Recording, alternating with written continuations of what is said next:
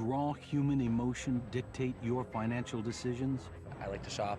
I love shopping so much. Or are we rational calculators of our own self-interest? If you believe that, you can believe that pigs will fly. It's a bitter scientific debate that has real-world consequences. Let's talk about the speed with which we are watching this market deteriorate. The crash of 2008 nearly collapses the global economy. $1 trillion in mortgage investments have gone bad.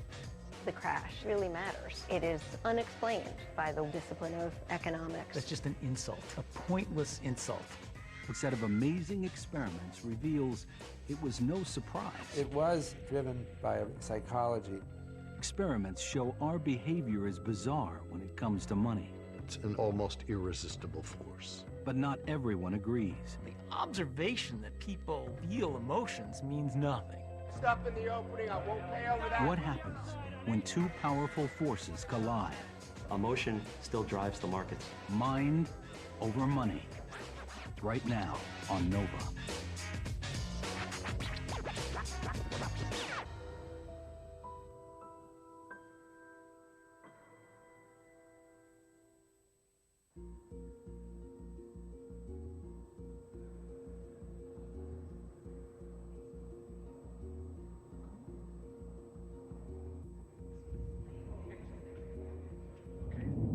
Okay, who's ready? It's an unusual experiment that challenges all our ideas about money. Who wants to bid? An auction of a $20 bill.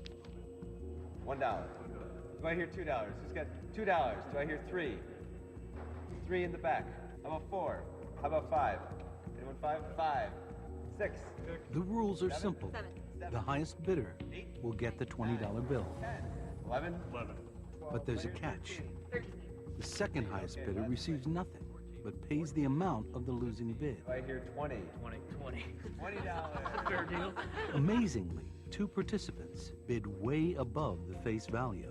26. 27. 27 going once. 28. 28. How about 29? 28 going once. So why would anyone pay more than $20 for a $20 bill? $20 sold for $28 to this gentleman. A group of scientists called behavioral economists think they have the answer. Just popped, and now he starts again. They believe that when it comes to making decisions about money, the human mind often behaves irrationally. We see a variety of ways in which people depart from rationality.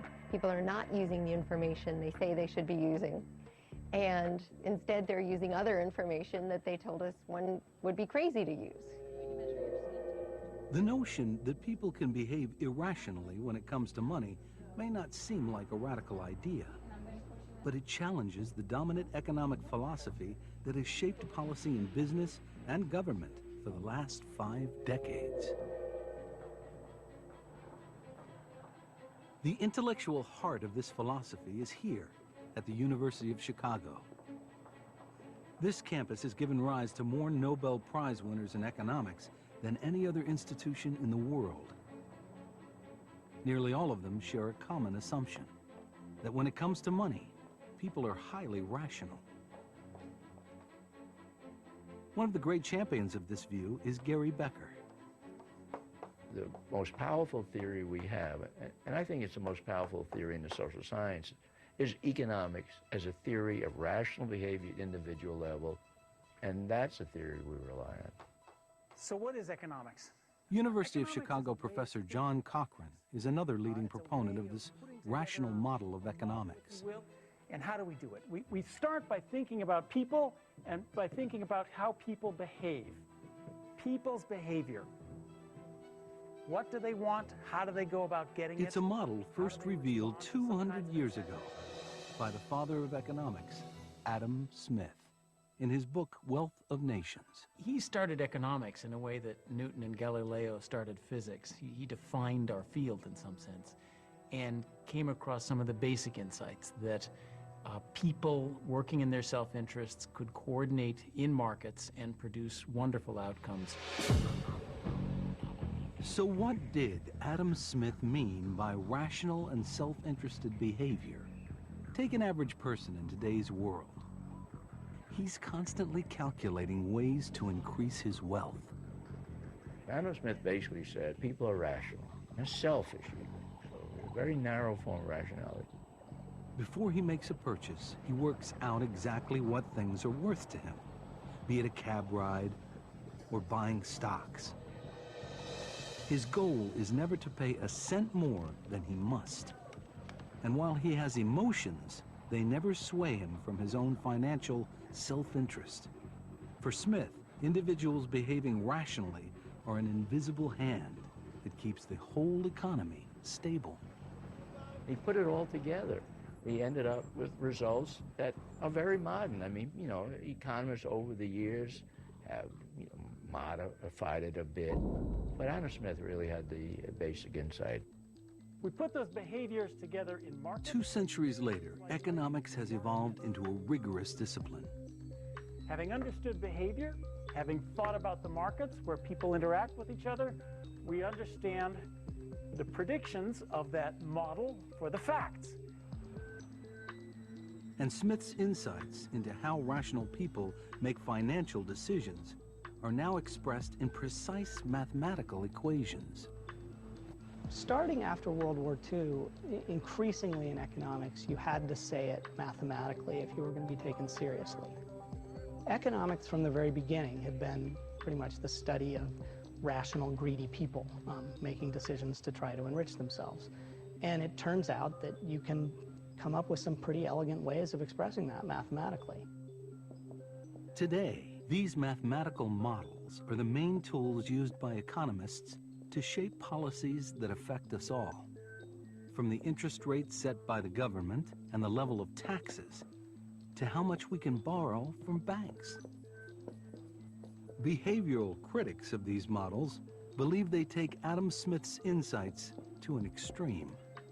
They represent people as doing immense calculations with immense databases. The main model of consumer behavior assumes that we never buy anything until we've calculated the impact on, for example, our retirement fund. And we're so good at math, we use interest rates to compute our pleasure over time after buying something. What are you talking about? What interest rate do I have in my head? That's the kind of thing that the models require that everyone is consistent about. Rational economists concede that people don't actually do these calculations, but they have a well-known defense, as if. The way economics textbooks are written, they don't say people behave this way. They say people behave as if they were doing this.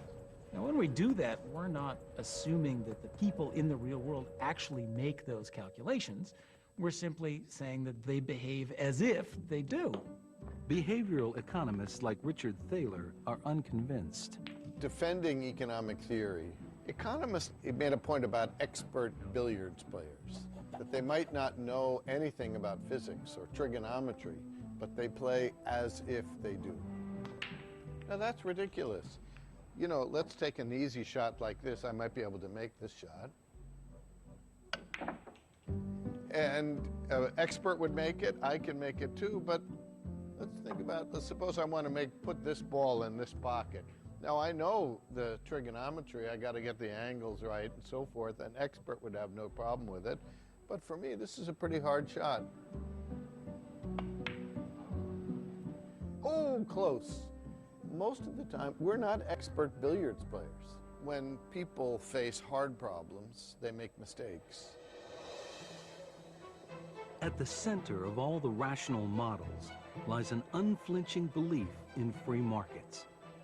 The idea is to keep regulation and government interference to a minimum in both the everyday consumer market and in the giant money markets of Wall Street. Rational economists believe that the increase in wealth worldwide over the last 30 years is a triumph for free markets. It lifted maybe 1 billion people out of real poverty, and I mean real poverty. They had $1 a day or $2 a day. That's real poverty. and lifted those people above those limits. What in the world is happening on Wall Then Street? comes the crash of 2008. Veteran traders saying they've never seen anything The like stock market drops over 40%. The Dow traders are standing there watching in amazement. I don't blame them. Traders here working the phone say a lot of their customers are freaked out, waiting to see how low the Dow. And apparently, irrational financial behavior becomes the order of the day. Let's talk about the speed with which we are watching this market deteriorate. $14 trillion of wealth invested by Americans is destroyed. This has truly been a manic Monday on Wall Street. Fear grips the markets. The stock market suffered one of its worst days in years. And financial experts are forced to imagine the once impossible. We haven't seen anything like this since the Great The Depression. global economy coming to a halt. I shudder to think if all of that stopped, the consequences are beyond imagination. There would be hunger, there would be war, there would be strife, there would be total unemployment. We were having an electronic run on the banks. It would put the world back 100 years, maybe more. The chaos seems to undermine decades of economic thinking. Economists as a whole didn't see it coming. So that's a black mark on economics, and it's not a very good mark for markets. This market took 5 years to go higher. It's now down 40%. This was one... With the crash, the rift in economics widens between the rationalists and the behavioralists. We are talking about financial Armageddon. The crash really matters because much of the behavior that led up to the crash is unexplained by the discipline of economics. I'm sorry, it's just an empty argument. That's just an insult, a pointless insult. Well, I don't see this as a failure of economics, but we need a whipping boy. And economists have always kind of been whipping boys, so they're used to it. It's fine. Had an 8-day losing streak in the Dow. So which side is right? Are we rational about money? Or do our emotions and psychology play a much bigger role than previously realized? Okay, everyone, we're going to start off with a game. Take the auction of the $20 bill that sold for $28. $1. $1. How about two? Two. In the rational model, a person should never pay $28 for a $20 bill. 5 in the back. How about 6? 6. Paying more than something is worth cannot be in anyone's best financial interest. 9. The auction is a key experiment for behavioral economists. 12. It's designed to be a trap.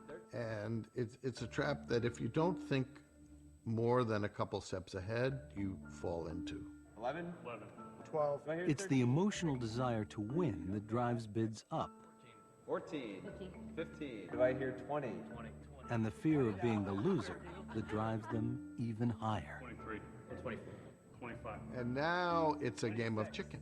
27. 27 going once. 28. 28. $20 sold for $28 to this gentleman. And you owe me $27 as well. So Nobody will want to play that game twice. The auction may seem far removed from everyday life, but do people outside of the classroom behave just as irrationally? We asked shoppers in a Chicago mall if they would prefer $100 in a year's time or $102 in a year and a day. I'll take the $102 in a year and 1 day. $102. Year plus a day. And then I can wait that extra day for the $102. Yeah. It really will make me a difference. I would do the 102 a year and a day from today. They all made the rational decision. What's 1 day after a whole year of waiting? And chose the larger amount. Then they were asked if they would prefer $100 today or $102 tomorrow. The larger amount is still the rational choice. So what did they say? Oh, I'll take the $100 right now. I would take $100 today. I would prefer the $100 today. Today. I'm taking $100 today. The desire for a quick reward, $100 today, trumps their rational self-interest. There's something called present bias, that if we have the option of something right now, it's very tempting to go for it. According to behavioral economists, this bias may explain why we save less than we should. And there are other psychological forces that impact our decisions. In this experiment, students are asked to bid for a bottle of wine. Rational economics suggests they will carefully calculate what it's worth to them. But before the bidding begins, they're asked to write the last 2 digits of their Social Security number on their bid sheet. Astonishingly, the people who bid the highest for the wine were those who had the highest Social Security numbers. Unwittingly, they've been influenced by a completely irrelevant number. It is a great illustration of anchoring. People are anchored on some number they were given, even when they constructed it at random, like the last 2 digits of their Social Security number. It's an almost irresistible force. Do experiments like these expose flaws in the assumptions underlying rational economics? They're dealing with people in the lab. Economists are dealing with people in the real world, and there's a difference between the lab and the real world. These experiments are very interesting, and I find them interesting too. The next question is, to what extent does what we find in the lab translate into understanding how people behave in the real world? And then make that transition to, does this explain market-wide phenomena?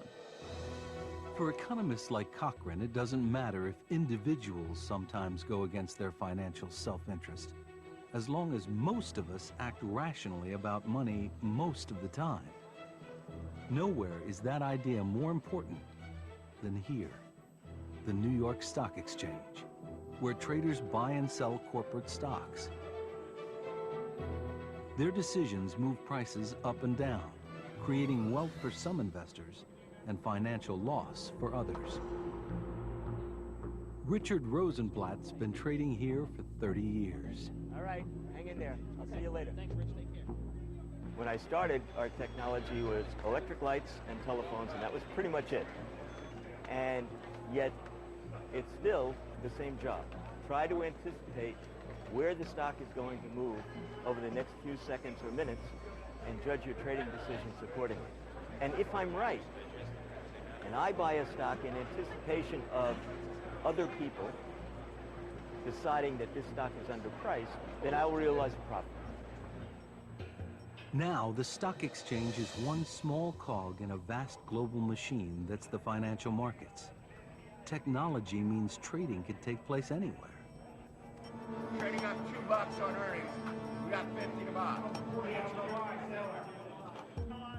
At night trading, one of the biggest private dealing floors in the world, traders buy and sell everything, from stocks and currencies to commodities like oil and gold. You know what? I have stuff in the opening. I won't pay over that. $8 through the upside on 8.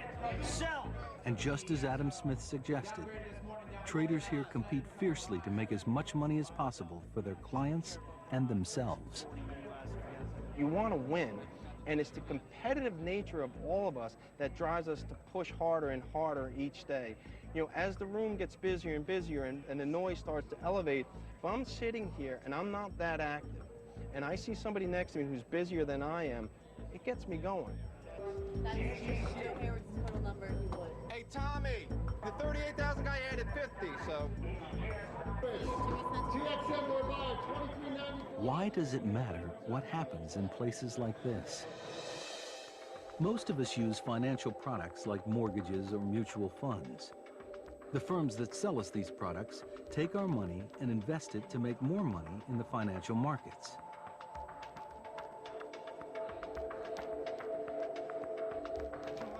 If traders make profits for these financial firms, they can then offer us cheaper mortgages and better mutual fund returns. The result, a matrix of money that connects us all. It's built on an economic model that says most of the time, most of us and most of the traders behave rationally. But what if this model of human behavior isn't right? Stocks shot higher, giving the Dow its best day in 2005, rational economics, it seems, has delivered. profitable quarter. Times are good and have been for years. Real estate market in many parts of the country right now. Many think the long boom will continue. Earnings jumped almost 8-fold. Our economic horizon is as bright as it's been in a long time. For those in the housing business, these are gold rush days. Economist Robert Shiller is unconvinced. It did seem to me that there was complacency and overriding feeling of normalcy, that this can't be wrong. He thinks the boom is a mirage. While the real estate market has grown to new heights and new prices.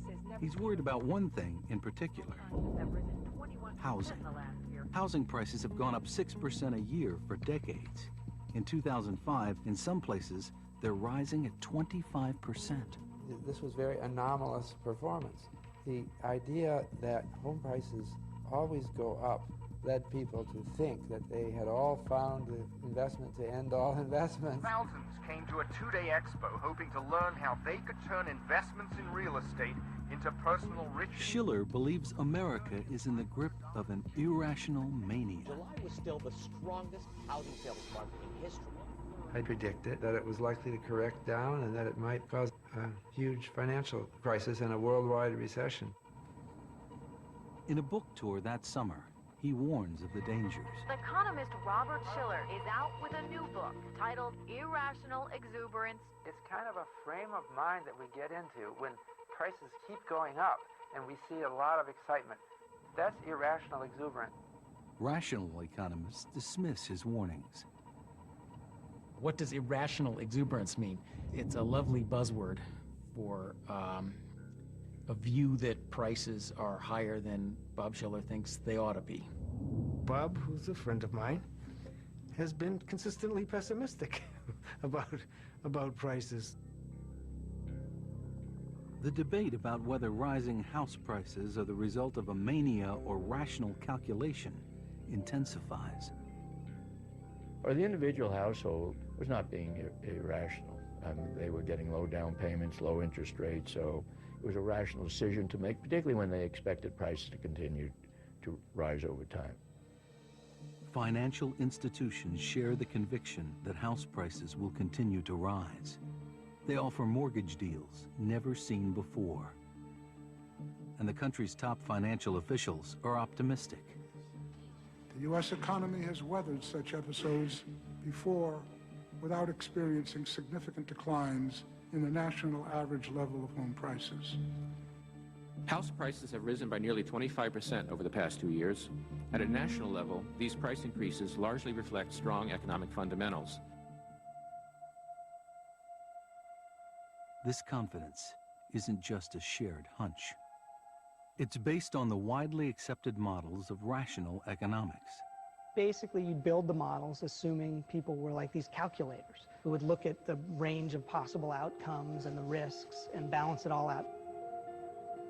In 2005, the economic models assume consumers will make careful calculations about their mortgages. Economists assume we shouldn't worry about people taking out 95% mortgages or 100% mortgages or trust me mortgages, because they'll only take out those mortgages if they have made all of the relevant calculations.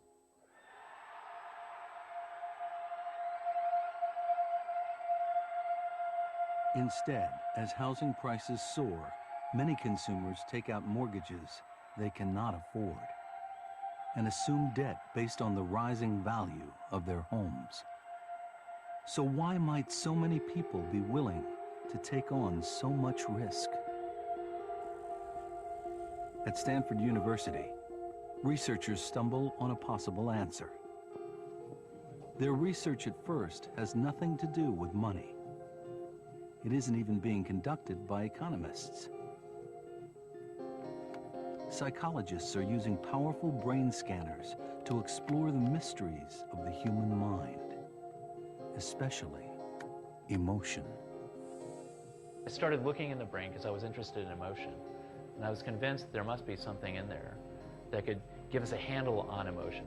Psychologist Brian Knutson wants to know how emotions affect one of the oldest parts of our brain that evolved so long ago we share it with many creatures, even lizards. In general, the lower the area of the brain, the farther back it goes in evolution, right? So we humans still have these subcortical areas deep in the brain. They're ancient. This part of the brain is called the nucleus accumbens, and it gets triggered by the most primal human needs. From the standpoint of survival, it makes a lot of sense that natural rewards like food and sex and so forth would activate this circuit that makes you go out and get those rewards. This part of the brain plays a crucial role in drug addiction. Out of curiosity, Knudsen tries to find things that excite it as much as the prospect of sex and drugs. So he asks people to imagine they are about to receive some money. Once we started using money, we found very reliable activation in these emotional circuits. This suggests that it's not just sex, it's not just drugs, it's not just food that activates these circuits. Money also activates these circuits, and it does so very powerfully. Could the fact that an ancient part of our brain gets excited by money explain some of the frenzied behavior by financial traders and consumers during the housing boom?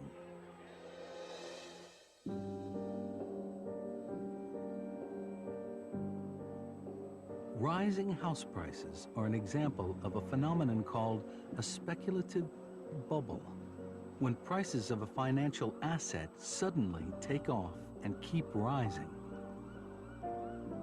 Robert Shiller believes it's emotional excitement that drives them. What's going on is that as the bubble grows, more and more people are coming in, and they're coming in out of envy for the other people who are shamelessly boasting, I made more money than you did all last year working. And for a while you think, it can't be right.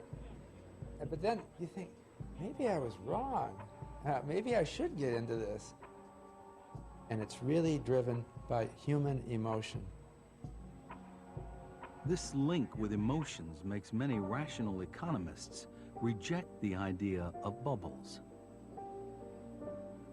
I used to think I knew what the word bubble meant, but I don't think I know what it means anymore. I canceled my subscription to The Economist because the word bubble appears 3 times in every page there now, and I think it's just totally gratuitous. It's mindless. Bubbles sound innocuous, but financial journalist Justin Fox has studied their history and discovered what happens when they burst. The first financial bubble involves something highly unlikely. In the 1630s in the Netherlands, people were buying and selling tulip bulbs. Complete mass insanity in Holland for a couple of years there, where hundreds of people, artisans, would leave their workshops and set up business as florists, they call themselves. Even for the most part, what they really were tulip bulb traders. And it was a real financial market. The price of tulips in Holland rose to such a level that the value of one tulip bulb would sometimes be the same as that of an entire house. Over a 3-year period, the price of tulip bulbs rose and then began to soar. By some accounts, almost half the money in the Dutch economy was caught up in trades involving tulips. To a lot of historians, this is really the first example of a financial bubble, even though it was basically tulips. People were buying them not primarily because they liked tulips, but they were buying them because they thought that the price was going up and they could resell them to someone else at a higher price. On February 5th, 1637, the most expensive bulb in Holland failed to sell, and tulip investors panicked. Then it burst, because prices start falling, and then they're falling more, and then you start thinking, you know, I remembered, I doubted that tulips could possibly be worth so much. Maybe I better get out fast. And then everyone starts dumping, and then it just drops. As the prices plunged, leading citizens found themselves bankrupt. Some historians estimate it took a generation for the Dutch economy to recover. There have been many bubbles and crashes since, but the most famous happened closer to home.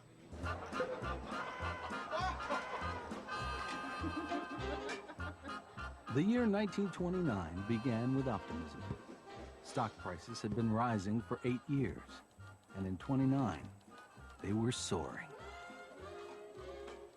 The 1920s was a great decade economically. The economy was booming, industry was booming, and toward the latter part of the decade, financial markets just sort of went from reflecting that boom to kind of creating it. It was just boom times all over. By the late 1920s, there was just this feeling, new era. Observers described feverish emotions as thousands of investors paid ever higher prices for stocks. In the so-called roaring 20s, the stock market went through an enormous bubble. People thought it would never end.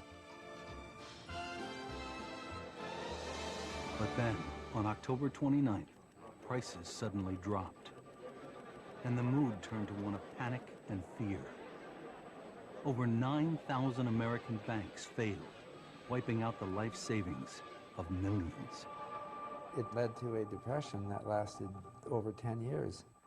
We had 25% unemployment for most of the decade of the 1930s. It was an event that was driven by a real change in people's psychology that led them to be very optimistic and positive in the 20s and then negative in the 30s. This view that emotions can drive an economy up or down became the conventional wisdom of the 1930s through the work of the renowned British economist, John Maynard Keynes. There's no danger of a serious rise in the cost of living. Keynes believed financial markets arrived at prices in a pretty crazy fashion. His classic quote is that the market can stay irrational longer than you can stay solvent. Keynes said emotions could cause prices to soar and then collapse. And to protect the economy from these dangerous bubbles, the markets had to be firmly regulated by government. Keynes, though, could never explain exactly what the mechanism was. Keynes never got past the fuzzy stage, and it didn't lead him to a precise mathematical model. And that's why, ultimately, Keynes was rejected by the profession. Now, after the crash of 2008, behavioral economists are struggling to do what Keynes could not: show precisely how human emotions affect prices. Their ideas are so influential that behavioral experiments are now conducted even at the University of Chicago, the citadel of rational economics. One explores a mysterious psychological bias. We are interested in how much you would pay for this mug or one identical to it. These students have been told to work out the price of a common consumer item. Travel mug in beautiful maroon. They're asked first what they would be prepared to pay to buy the mug. Think about it for a moment and then write down the maximum amount you'd be willing to pay for this mug or one identical to it. They offer an average of $6. So we now have 6 of these mugs. We're just going to raffle them off by selecting a few people at random. And then they're given the same mug for nothing. An hour later, they're asked how much they'd be willing to sell it for. In rational economics, the price should be exactly the same. After all, the value hasn't changed. But the average price they want for the mug now is $9. Wanted to sell the mug back once you had it, you gave a higher price. It just made it seem a little bit more special because it was going to be something useful to me. Anybody else? Well, I got this mug by complete luck, and so it's important to me, and I have to charge this much for it. The emotional pleasure of owning something for just an hour pushed the price up by 50%. It's an unexpected outcome, suggesting we're unaware of the emotions that drive this behavior. At Harvard, researchers are exploring the financial impact of these subtle influences. The team is led by Jennifer Lerner. I'm a social psychologist, not a clinical psychologist. I don't do counseling, therapy, etc. I do experiments in a laboratory. I come with the assumption that much of what's going on in terms of influencing a decision is outside of conscious awareness. Lerner explores all sorts of emotions. Today, it's sadness and how it impacts financial decisions. We're going to start by placing these 2 sensors. They measure skin conductance or sweating response. The experiment is designed to induce emotions at such a low level, the subjects aren't aware of them. Does that feel comfortable? Yes. So the researchers use sensors to track the physiological effects of the emotion. Now, we're going to get ready to collect the first saliva sample. From heart and breathing rate, to the hormones in saliva. These are physiological signals from the subjects. When we have them first come in, they sit and have a period of quiet rest, relaxing music, that sort of thing, so that we can see what they're like at baseline. And then we use that to compare what happens when they might be in the midst of a stressful financial decision. Among other activities, the subjects watch a scene from a sad movie. Unbeknownst to them, this triggers low-level sadness. Their sensors reveal the emotional change. The decision makers in our studies are completely unaware that the sadness is impacting them. And when we ask them, did the film you saw change your responses in any way, they say no. It's time for the financial test.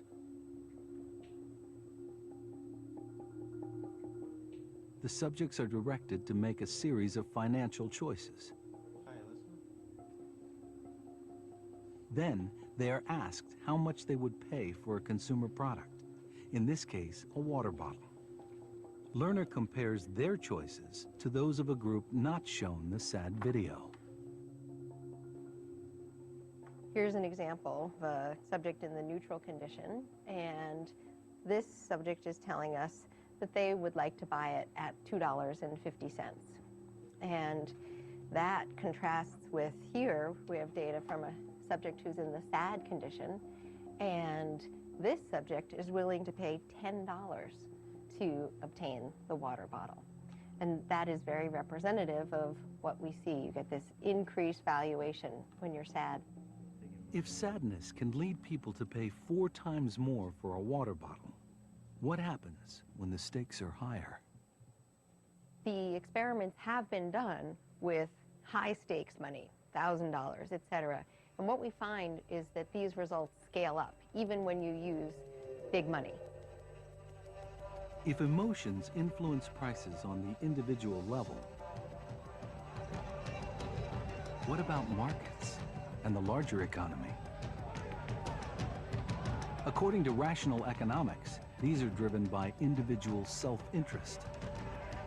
But for Robert Schiller, this ignores something obvious. Humans are empathetic animals, uniquely empathetic. We're not just communicating ideas, we're communicating emotions. That's what empathy means. It's different from sympathy. It's that I am feeling the same. I know what you're experiencing because it's in my body too, the same feeling that you have. There's a hot real estate market in many parts of the country. If Schiller is right, could empathy explain how the hyper-optimism of the housing market jumped like a social contagion to the financial markets? Well, the real estate market has grown to new heights and new prices. Among professional traders, the idea that moods flow through markets is taken for granted. The market is an aggregation of what thousands of people think the future is going to be like. And if these people are optimistic about the future, the market goes up. And if people are pessimistic about the future, the market goes down. But at the end of the day, the question the market answers is, are people optimistic or are they pessimistic? And that's a psychological question. Emotion still drives the markets. They're saying that the bubble will not burst. For rationalists, emotions are not a satisfactory explanation for how markets work. The observation that people feel emotions means nothing. And if you're going to just say, oh, markets went up because there was a wave of emotion, you got nothing. That doesn't tell us anything about what circumstances are likely to make markets go up and down. That would not be a scientific theory. The rationalists' conviction is based on the mathematical model they use to understand the financial markets. It's called the efficient markets hypothesis, and it says that financial markets act essentially like a giant calculating machine, efficiently processing all relevant information faster than any individual could. So if some traders are emotional, it doesn't matter. Efficient markets can exist side by side with irrational behavior as long as you have enough rational people to bring prices in line. In the efficient markets model, the financial markets themselves are rational, and prices at any moment in time cannot be wrong. It was a model invented by Eugene Fama. It's a pretty good model. And for almost every practical use you would put that model to, it works pretty well. It created a big fuss, and the fuss persists to this day. The fuss persists because for many behavioralists, the theory implies financial markets should be immune from criticism or control. The theory is that we have to look at markets as oracles. When the market moves up, we have to say, what is the wisdom of the market telling us today? If markets are efficient, there's no real need for government because the market itself will make sure that prices are always equal to the right price. Instead of regulation, rationalists believe the markets will come up with their own mechanisms for managing risk. And so they have. The first was invented here at the Chicago Mercantile Exchange, where traders handle vast sums of money all the time. I'm an independent trader, and I trade my own money, 50 contracts to 100 contracts at a time. That's basically a $50 million to $100 million contract size. Traders here make their money by effectively offering to insure people against risk, including agricultural producers of pork bellies and oranges. Long before this orange became an orange, the farmer had to grow it. Well, he doesn't know what will be the price of that orange when it comes to the market finally 10 months later. Will he make a profit? As protection, farmers take out contracts to insure themselves against the price of oranges dropping. Nowhere in the market are you going to see an orange passed from one trader to the next. And yet, oranges were transacted in an invisible market. That is a risk transfer mechanism. When he was chairman of the exchange, Leo Melamed took that idea with oranges and applied it to financial assets in a contract that became known as a derivative. It was a revolutionary idea. The board of directors looked at me as if I was half crazy. What do you mean? At the Chicago Mercantile Exchange, the Pork Belly Exchange? You've got to be crazy, Melamed. You're going to take this exchange and blow it up. If you're worried that a financial asset like a currency might suddenly move down, you can buy a derivative that pays you if that happens. Everyone in the world uses one or another form of financial derivatives to insure the risks that they have. Derivatives are so useful they move beyond the mercantile exchange, and with less oversight, take on complex new forms. There are even some created to insure the risks of issuing millions of home mortgages. But as all these different risks grow, someone has to measure them. At modern temples of finance, the atmosphere is less Chicago mercantile and more like academia. No wonder. The average trader here is likely to have a graduate degree in math. The culture of trading has changed. When I started in this business, which wasn't that long ago, in 1992, there was a lot of screaming and yelling on the trading floors. People were throwing phones. Today, you go out on the trading floor, and it's relatively quiet. There's a lot of tapping of computer keys, and it's a different type of person involved in trading. These traders are called quants because they use equations and statistics to quantify their risks mathematically. Only then do they program their computers to make trades. The financial markets are now dominated by the highly mathematical approach of the quants, one that's been designed to ensure risks are assessed rationally and scientifically. There are still aspects of trading that are an art and not a science. What's changed is that there are now a lot of aspects that are treated as a science, and that's new over the last 20 years.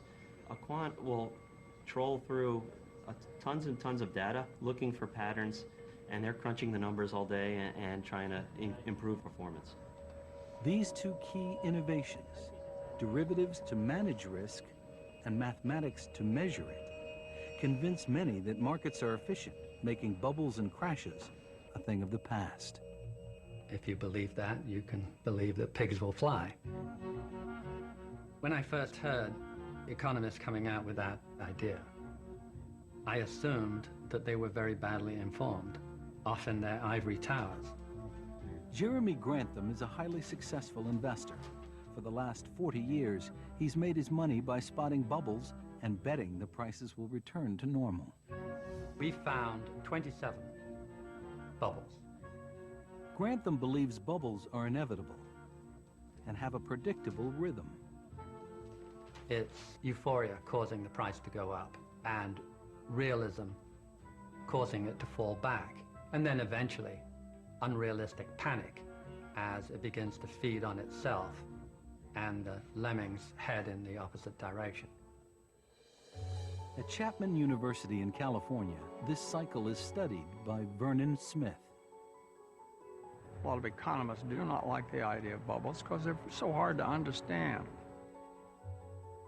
In this experiment, Smith wants to see what happens when students compete to earn money on a simulated trading floor. Participating in a trading experiment? It's not a classroom setting. It's a setting in which your job is to make as much money as you possibly can. Will be paid based on the dividends that you have earned, plus any If they play the game well, they could earn hundreds of dollars. This is real money, serious money. Each of them has been given an imaginary financial asset to trade. And right from the start, they're told to be careful because the asset will decline in value over time. By the end of the game, it will be worth nothing. The asset will live exactly 15 periods of trading. And the question is whether this will determine the prices at which they exchange, or whether the prices at which they trade deviate from that. Okay, the experiment has begun. On the screen, they see the prices the other traders are offering to sell or buy at. And they also see the value of the asset as it relentlessly declines. Shown here is a dashed black line heading downwards. As prices rise, they reach the actual value of the asset. And something strange happens. Everyone begins to take risks. So you notice the price has been racing up. In the hope of making profits, they now trade high above the real value. There's quite a frenzy, way above fundamental value.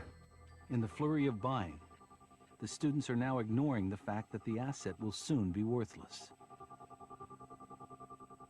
We're in period 10, and at the end of period 15, these assets are worth nothing. As the end approaches, the price remains way above the real value. The graph has taken on a classic bubble shape. And when the players try to get out, no one wants to buy. Instead of earning hundreds of dollars, the students watch the graph collapse, leaving them with next to nothing. This experiment suggests bubbles may be part of the fabric of financial markets. We've done hundreds of them now, and with all kinds of different subjects. I went to Chicago and I recruited some over-the-counter securities traders, put them in an experiment. They gave us a magnificent bubble. It's a bubble where prices go up and then suddenly plummet. How could such a simple pattern have brought us so close to economic catastrophe? In 2005, as housing prices grow, the mechanisms that rational economists count on to keep the markets safe become part of the problem. Major financial institutions issue billions of dollars worth of derivatives to protect mortgage lenders against home loan defaults. And every time you created one, you could make 6% of the total value you created. This was like a gold mine. These derivatives are traded and their price soars. And suddenly they have become the 21st century equivalent of tulip bulbs. Within a few years, $60 trillion is riding on them. All this is fine as long as the quants are calculating risk properly. But their mathematical model assumes the prices in markets are always correct. It was assuming that house prices would keep going up. It was assuming that very few people would default on some very risky loans. It was It was essentially assuming that there was no more economic cycle. Notice all those for sale signs out there on homes the owners just can't. When home values fall, the model breaks down. The price of derivatives plunges, leaving financial institutions with billions of dollars of debt. Investors face the news of another major financial collapse. Banks couldn't sell these things at any price, so effectively, their price was nothing. Years of a financial meltdown on Wall Street. On the eve of the crash, there was a whole intellectual edifice built on the assumptions of rational decision-making. The only bank in the red right now, Bear Stearns dragging the rest It's really hard to say that the market is rational and perfect and knows what it's doing when it's clearly capable of freezing up and ceasing to function.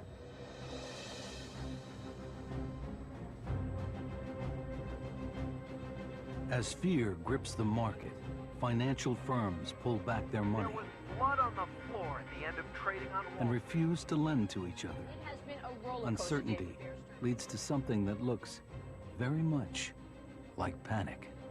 You can give it the charged word panic if you like, but in my view, it's just a change in taste. $1 trillion in mortgage investments have gone bad. Emotions is how human beings make rational decisions.